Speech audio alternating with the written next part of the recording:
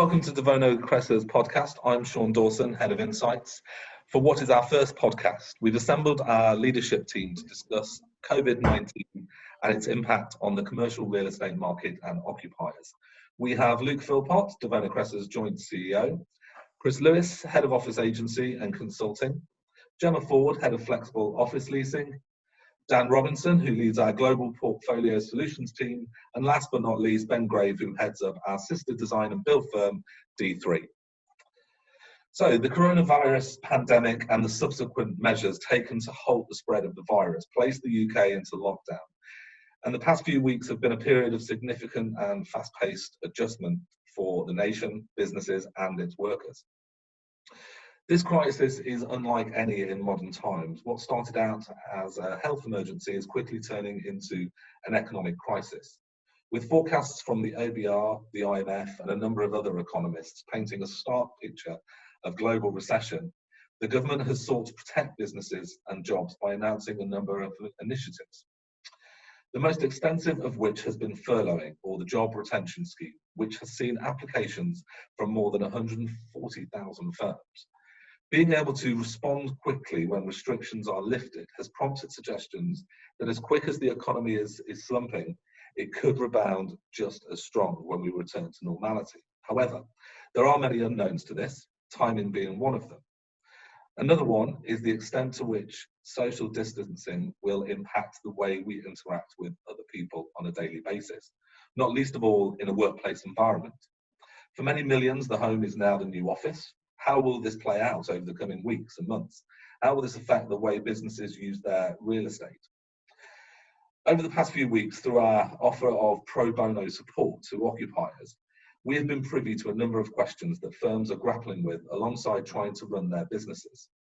Deferring of rents, payment of business rates, running costs, contractual obligations are all common subjects. So what have we learned from all this and what do we expect to see? So I'm going to throw some questions out to our panel. First of all, Chris, we're now in our 5th week of working remotely with the prospect of another 3 weeks locked down. This will present challenges for occupiers. How do you envisage that this will play out over the course of the year? Or is it too early to make any predictions? In many ways, it's too early to make predictions, but I think what is clear is that everyone's been pretty surprised and relieved in equal measure by the success with which technology has delivered continuity to some extent of their operations. And that then has meant that the whole working from home principle has become embedded as a sort of temporary normal for many businesses as they ultimately have to operate on that basis. But the interesting thing is a lot of people you speak to, and as you reference, we're having a lot of conversations with clients at the moment about their particular situations. Most of them miss that whole serendipity of being in an office, meeting up with colleagues, collaborating properly in person, and you can't really replicate that through technology. Systems are really effective now, but they don't replace human contact. And so actually I think there's kind of an emerging hankering for office space and coming together again, that community sense, and I don't see that trend getting any less as we go through the next few weeks and months. And Gemma, the same question to you. Obviously, for flexible leasing and being in that very kind of what we've come to see as being a community kind of feel office space, how do you think this will play out for clients who have flexible office space? Well, I think the outbreaks left the real estate industry working to stay afloat as people now work from home and they are finding new ways to operate, as Chris said, with very much the focus on video conferencing and the like, which is keeping people connected. We have the predominant number of our clients are actually going forward and seeking rent relief, and I know a lot of people in the industry are. So you have 1/3 of no-tell clients who have requested some kind of relief. You've got IWG who's planning a £250 million sale and lease back to help shore up its finances, and another operator, Workspace, is offering 50% discount for 3 months to help facilitate their clients' liquidity. So there's a lot of movement in the industry at the moment. in terms of occupiers also reassessing their space needs and looking at existing floor plates and what they do need from their space and how to best serve them post-COVID. So lots of movement in the industry at the moment, but flexibility is still key. And when you say community, co-working, as the newer phrase it coins, is very much about community, but serviced offices and the four walls and the private office is here to stay. And Dan, on a global portfolio, Gemma's just touched on kind of operators who are offering rent deferrals and reduced costs.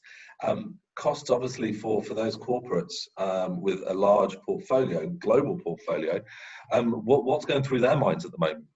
Well, Sean, thank you. They definitely are focused on running costs and proactively, how to reduce those costs and put in measures that allow them to look at such opportunities like rent deferment, service charge deferment, or changing their payment cycle. But most importantly, they're actually taking a similar kind of action as you've seen during the Great Recession, which was, all right, now I need to really scrutinize the way my portfolio is positioned and look at ways to optimize it for the future. And that is going to still include a level of flexibility, which touches on, or Gemma has touched on, in terms of, I think service office or flexible office opportunities will still be there. But more importantly, it's, as they said in the Financial Times, that the office is here to stay. And I think what we'll see is the kind of these future social distancing measures put into place by country. And that's really where the corporates are looking, is how do I protect my employees and keep my office in place so they have these common places to come and meet. So obviously different restrictions in different jurisdictions will impact on what the global corporates can actually do in certain locations. So kind of the job function will change, and the locations might, so legal firms and back offices and what have you might be different. Yes. I mean, we're actually seeing, in some cases, one large corporate in the professional services is looking at bifurcating their current CBD location and putting one out on the periphery, because they feel that going to one comment that was made over a conversation last week is that the apprehension of people going on to public transportation after all this. There's going to be this apprehension of riding in crammed metro systems around the world. So they're thinking about, how do I kind of put some of my office, the back office or kind of key critical functions, closer to those employees, that employee base, and making it a little bit easier for them to come in and out of office and not have to go through using such public transportation or densely populated public transportation, or heavily used. So well-being becoming kind of paramount. So we've heard about it over the past 2 to 3 years, and it's slowly starting to come to the fore. Do we think that the pandemic might have kind of just tipped it a little bit more to the kind of the top of the agenda? I certainly think so. I mean, if you look at what we're even doing here at DeVono Cresa, we're checking in and understanding kind of what the impact of working from home has on our employee base. That's certainly happening across the global corporates. They're taking it to a much higher level, making sure that they're staying in touch, providing things that reduce or relieve some of the anguish or apprehension one has from working from home and not having that social interaction, because virtual can only do so much. But there are other things you can do to kind of help exercise and jog the brain, and also create that connectivity and that cross-pollination that we missed by not being in the office. Thanks, Dan, and that kind of neatly kind of comes over to you, Ben. So obviously, well-being is a major factor of office design, and it has been for a while now. But if you factor in well-being and social distancing, which are currently impacting the use of our workplace, do you think that this will become a key factor in office design? Less communal space, less open plan.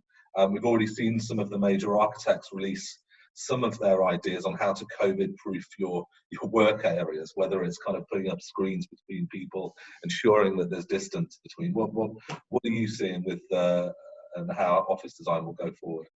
Yeah, absolutely. I think one of the things that you'll see is companies really wanting to ensure that their workplaces and working environments are safe for staff to use. So I think we'll probably see a decline in businesses trying to cram as many many people as possible rather into workplaces. I think generally speaking, the density that workspaces work at will kind of become less crammed. You may get tenants who are looking to kind of spread their desks out, keep them further apart, so social distancing can take place while people are seated at desks. Like you say, there may be some different ways of using open plan areas and large collaborative spaces. So I think we'll certainly see that. You may see the return of more kind of individual and private offices as well.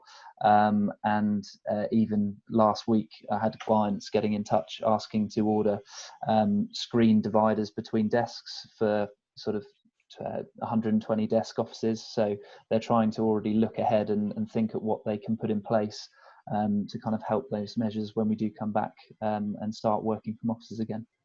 And I suppose from a that's the physical office space for a client, but those communal areas within, as I don't know, catching a lift or kind of stairwells and what have you, there's going to be some kind of will have to be some kind of collaboration between occupier and landlords, and maybe those relationships will grow stronger through this process.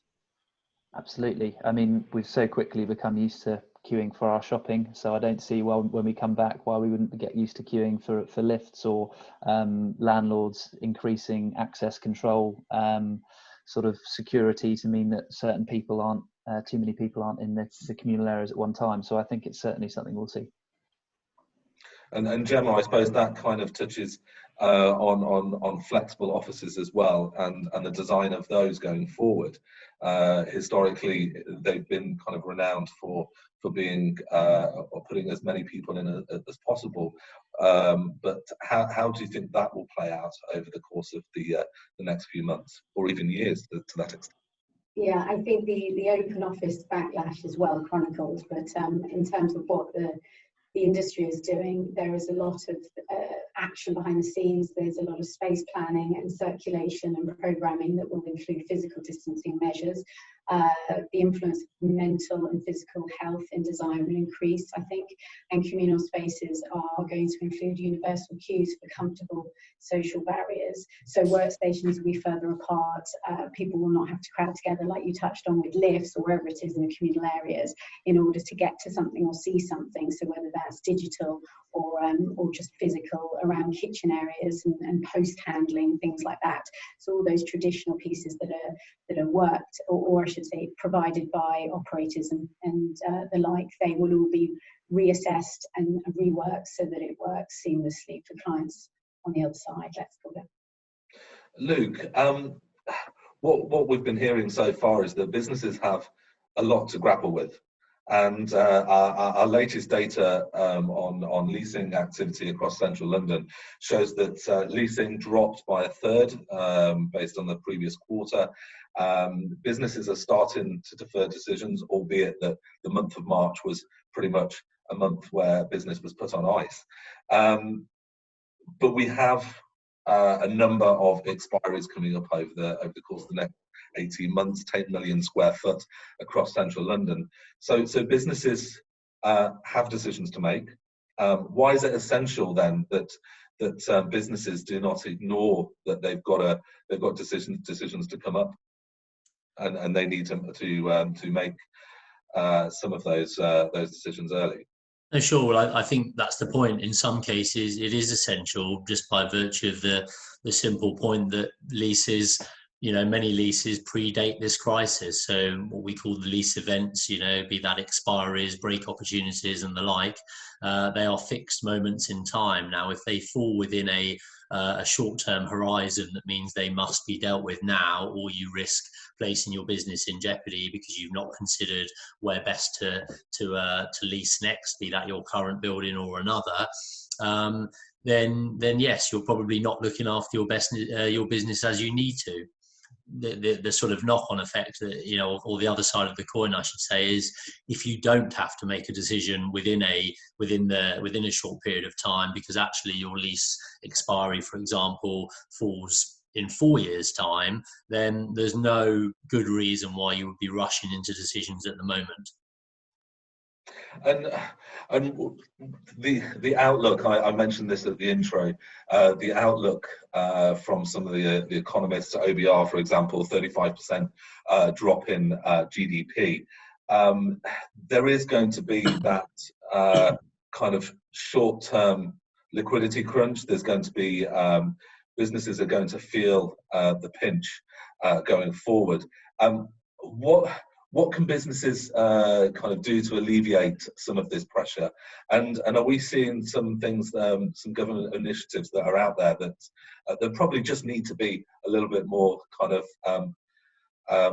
pimped up for the wider business community? From my experience, from our experience, capital preservation is the name of the game right now. More so than anything else, that is our sort of single focus. Everybody that I've spoken to over the past few weeks, I should say rather, has the same sort of single-minded goal around looking after their business from the point of view of looking after their cash reserves. As you say, there's a lot of great schemes, and the UK government have gone a long way. I think some of the stuff that's potentially not being publicised, again, drawing on our own experiences, an open early dialogue with HMRC to help you, I guess, sort of move around the deck chairs a little bit from an accounting point of view, maybe defer some otherwise payments to HMRC like PAYE or even corporation tax as they fall within a sort of a typical calendar year, are things that, the government aren't overtly publicising, but HMRC I think have been encouraged to be extremely empathetic whilst kind of getting the balance between empathy and responsibility right. So we are speaking with them. I know a lot of our clients are speaking with them, and just really got in front of it. And I think that's the key. You've got to get in front of these discussions. Like any level of debt or liability that you have, you've just got to deal with it head on, and openly, really transparently. And there are some elements of costs that that some of our clients are not able to kind of disregard. One of them is the payable business rates. This is an initiative that the business has taken forward. Luke, can you just kind of touch on that a moment? Yeah, it's a tricky one. But look, the black and white of it at the moment is there are a select number of sectors, which include retail, leisure, hospitality, and estate agents, who have been given a business rates holiday for the financial year 2020-2021. As you know, Sean, we as a business feel strongly that it needs to capture everybody, and it needs to be a resource and a support mechanism that is available for all to avail. And until it does that, we are strongly petitioning and urging the government to extend that and open it out to all sectors. As I say, the sort of nuances of that is that you know that it will effectively relieve some businesses who don't need it, but at the moment that's already the case, and we think there's far better merit in extending a scheme to the entire UK economy rather than just a select few. So in essence, kind of just taking that preservation that you were talking about, preservation of cash flow, preservation of business, and also kind of employment to kind of boost the economy when we start to come out of the slump that we're expecting. So I suppose if we were to kind of put our kind of Nostradamus hat on and start looking at the long-term implications, we at the top of the year, we saw supply, choice of office space being squeezed. That was a couple of months ago. Rents were also growing. How do we see the situation going forward for our clients and for occupiers in general? Look, I guess our overriding sort of view is that it's not necessarily the demand that will dip enormously, and this is all within the context of really who knows at this point in time. We're sort of navigating through a crisis that none of us have got a huge amount of intel on in terms of how it's going to affect the office market. We think it's significant, but I think our definition of significance is that people reshape the office and reuse it and use it fundamentally differently to they are at the moment, but not necessarily that they take much less of it. In fact, you could argue actually that you may find larger corporates coming out of peripheral areas of the M4 corridor or surrounding areas of London and dropping hub offices into central London, because actually they realise that, you know, how their staff, how their workforce are going to support their own client base can be done via a combination of working from home and working in an office, and if when they're doing the latter, they can do it from a central hub. So we don't see a huge dip in demand, but we do feel that people and corporates will start to use offices quite differently once they've had the time needed, which is a key point, once they've had the time needed to really consider how these changes impact them and how they'll harness those changes for the betterment of their own businesses. And obviously, we're first-hand experience of tech going awry, but technology and Wi-Fi connection probably needs to be at the top of some clients' agendas going forward. Well, now you get into political realms of debate around 5G and who's providing it and how necessary it all is, but we probably shouldn't. So I just want to touch on another point from you, Dan, is how will corporates approach to global property now? Globalization seems to have you're not seeing planes fly in the sky. So how is this going to impact their decision on further globalization? Yeah, you know, it's a really good question, and some of the comments that have been fed back is, one, a lot of corporates are going to be quite a bit more forensic as it relates to how they make decisions around what locations they keep, or they shrink or actually remove altogether. You're going to see the corporates have already indicated they're going to be much more forensic about the data they're seeing around where their labor pools are, where their customer base or client base happen to be, looking at the transportation impact of moving people to and from their offices and facilities.